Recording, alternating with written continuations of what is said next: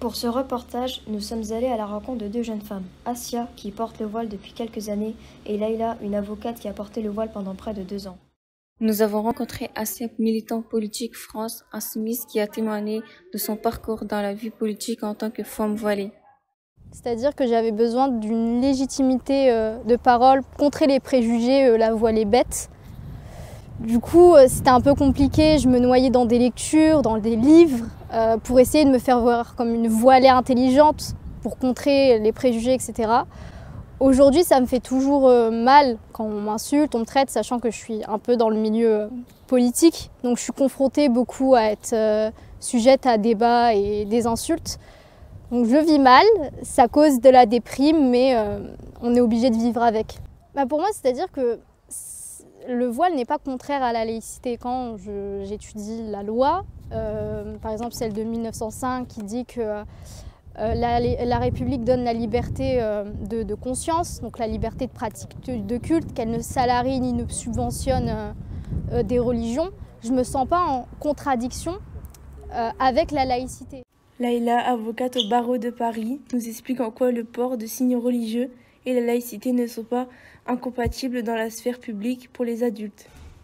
C'est tout à fait compatible avec un port d'un signe religieux, que ce soit un voile, je ne sais pas, une plus grande croix, enfin, c'est tout à fait compatible.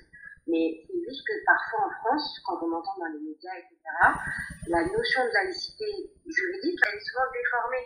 Et là, le problème, en fait, et c'est de là qu'on se dit, ah ben la laïcité, c'est un problème. Mais non, la laïcité en soi, c'est pas un problème.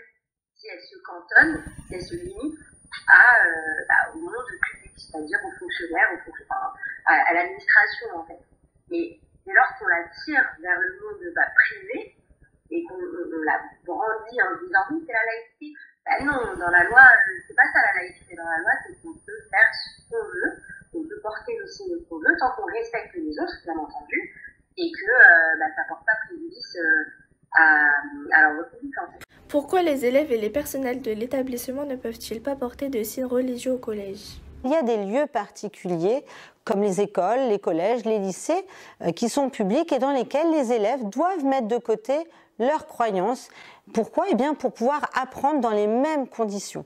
Apprendre à devenir, à se construire comme de futurs citoyens conscients de leur choix, pour pouvoir faire son propre jugement, sa propre opinion, en tout cas sans être influencé.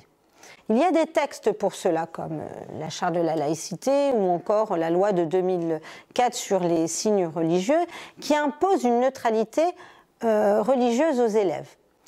Pourquoi ? Eh bien, pour qu'ils puissent apprendre dans les mêmes conditions, sur un pied d'égalité, puisque là, que ce soit une fille, un garçon, un croyant ou un non-croyant, peu importe, l'enseignement est le même pour tous. Chaque élève pourra choisir, croire en ce qu'il veut ou en tout cas se faire son propre jugement.